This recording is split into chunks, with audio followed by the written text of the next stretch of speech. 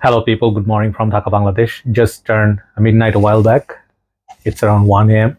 I'm planning to do one video today. This video is going to be about 10 fragrances. I don't have any new fragrances to review at this moment. If I do get, I'll review. But at this moment, I have this list for you. And this list is going to be special occasion fragrance. Special occasion doesn't necessarily mean that it has to be a grand ballroom occasion or wedding or something huge, but it could be like that incident that you don't feel like reaching for these every day. They are great fragrances, they are unique on their own, but these fragrances I personally don't feel like wearing every day, because these are those special occasions when I think of like I need this particular mood to wear this perfume on this particular day. Let's say it's raining and I'm feeling like I don't want to do any work today, just want to enjoy a cup of tea or coffee and just enjoy the nature. Perhaps I'll reach for one of these. If let's say I am residing in a forest or something just for holiday, absolutely no crowd, there's no traffic, nothing, so I feel like enjoying the nature and maybe wear something that goes with that, like nature. So this is how I set it up. So I have one honorable mention. You can feel differently about this list, like you may feel some of these are too casual for your liking and too simple. That's gonna be also fine, no problem. This perfume is honorable mention. My bottle is not much full, but I really enjoy this fragrance on winter nights, and this perfume is very hard to find now. This is called Hugo Boss The Scent Private Accord. There are quite a number of flankers to this perfume, the original scent, and they all come in this kind of chamber kind of bottle. They have the Boss, I forgot even the names. There's this uh, like four or five I review. Maybe there's a magnetic, there's maybe I don't remember. But this particular one, I had the women's version as well. But this fragrance, what it is, it's kind of like a chocolatey, okay, and then it has that maninka fruits, kind of nutty, kind of like mild bitter. It gives you the chocolatey feel, like that cacao chocolate, but in a designer way. And it's very warm. If you like Valentino Vomo intense kind of fragrances, you can definitely check it out. I feel this is a good dating fragrance for winter. It's really lovely and it was worth it. It's one of the best from the line, but I really miss this bottle. I don't see this anymore anywhere. Hugo Boss The Scent Private Accord. So that's the honorable mention. So I have 10 fragrances. So let's start.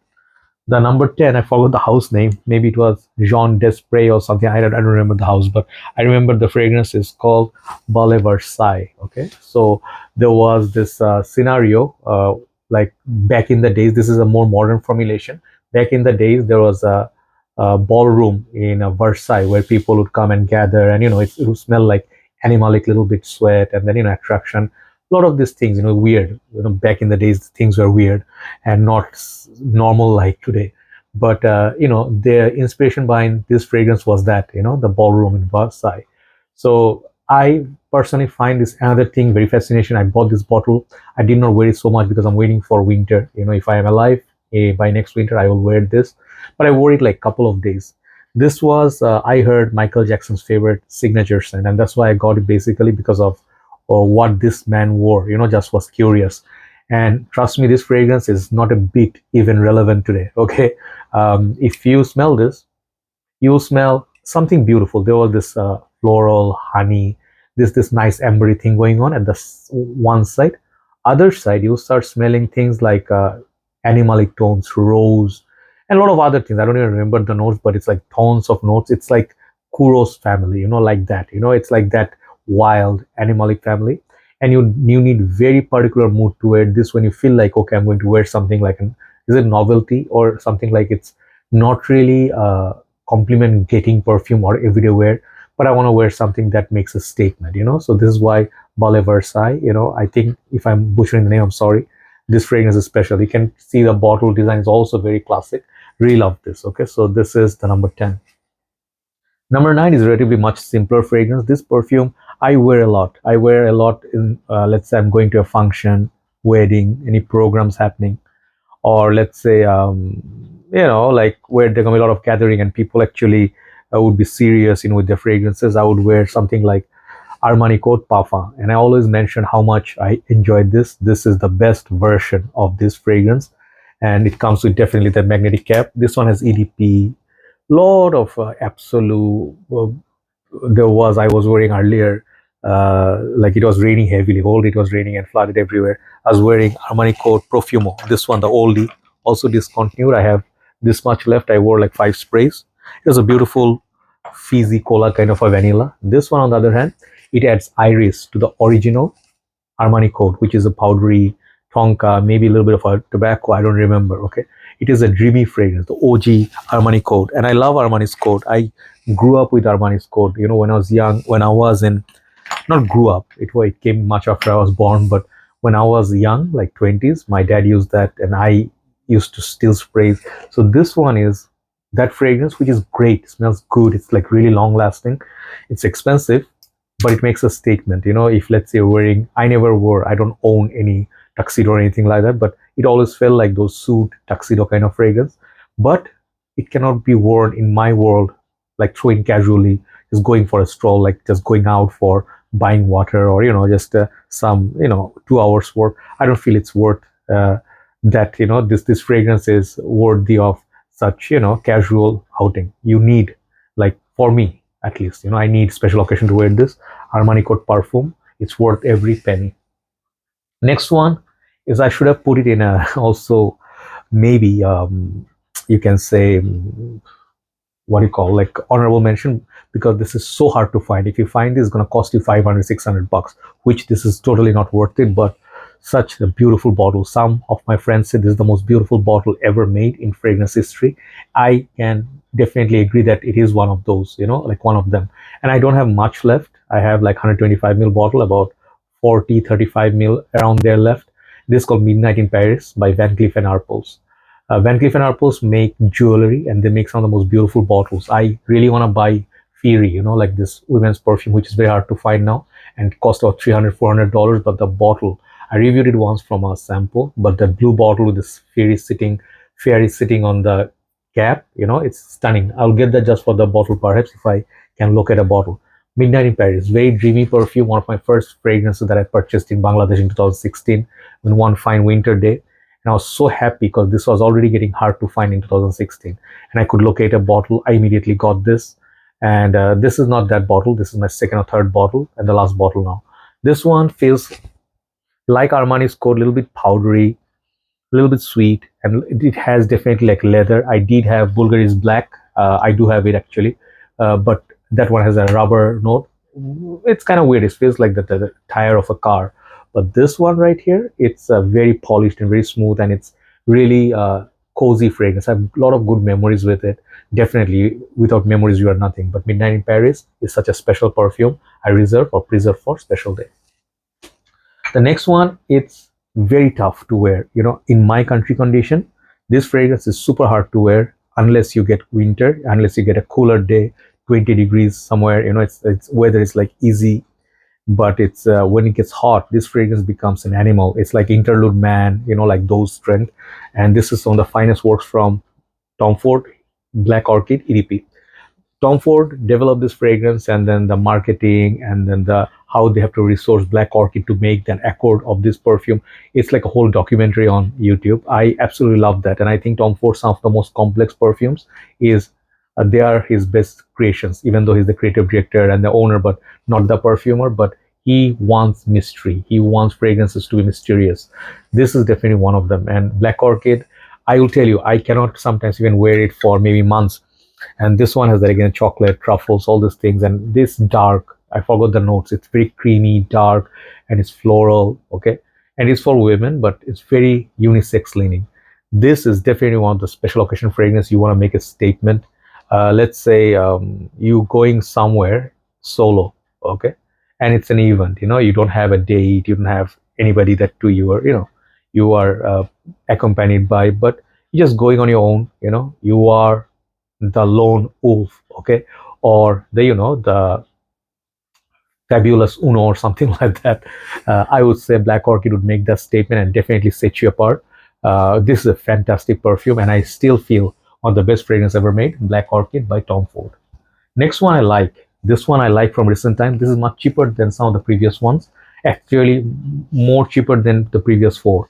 But this fragrance smells so good. I had another fragrance that was similar to this. It was maybe from this house, Nashama. by Lattafa or something, I think, yeah. So the Lattafa's Nashama, not that one. The Nashama was a take on maybe, oh man, I forgot the name, that white bottle. Anyway, so let me show you the fragrance. This is called Vintage Radio by Lattafa, and this is their Pride line, okay? Bit more expensive. This whole line, all the bottles are fabulous and a little bit more expensive. Man, this smells so good. There's a plum note in there. What was the fragrance?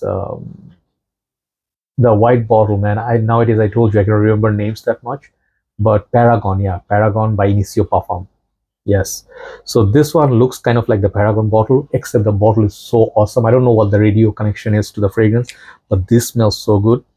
That plum note, the sweetness, there's a plum liquor sort of feel, and it's sweet and it's just long lasting.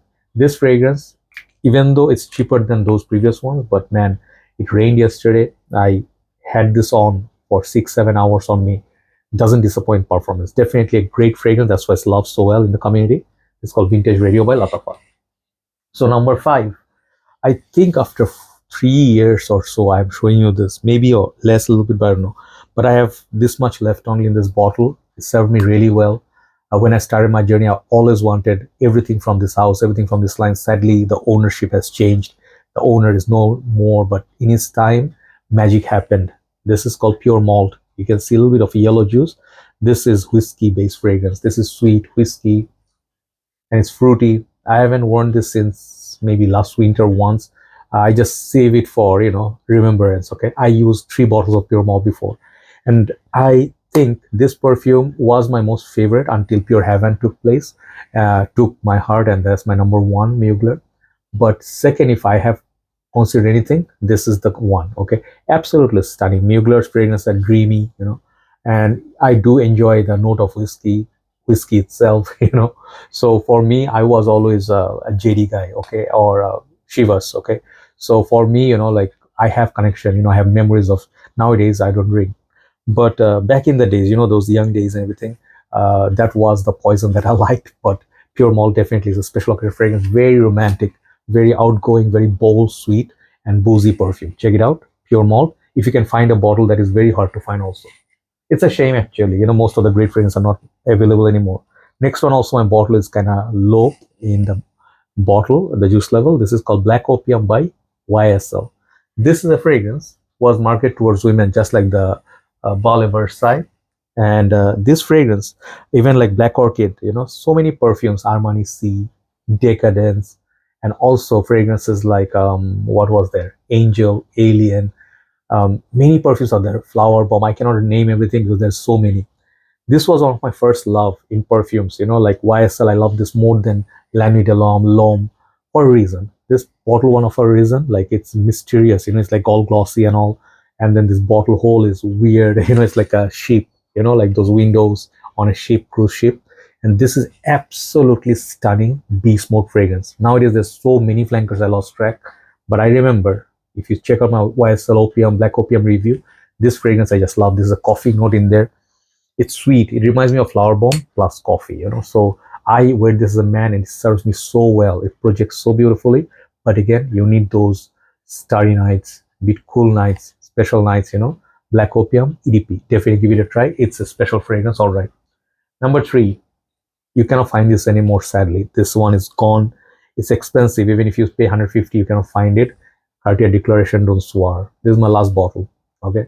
And I told you the story how I went to buy La Nuit de L'Homme and I smelled this and I fell in love with this one over La Nuit de L'Homme because I found the opening to be just magical. The rose, I never liked rose. I never looked at rose in a way that I looked at this one.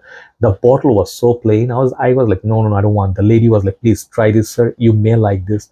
And she was around 50, old 50-year-old Chinese lady. She's very experienced SA in KLCC. I don't know if she's still around after all these years, but I got a small bottle and it was a mistake. I got Declaration. And the next day I went there, they didn't change it for me, but I bought a 50 ml of Declaration Don't Soir because these are expensive. So this is a rose-based and pink pepper-based perfume with a sandalwood. There's no fragrance on this planet as special as this, like it has one of its own kind.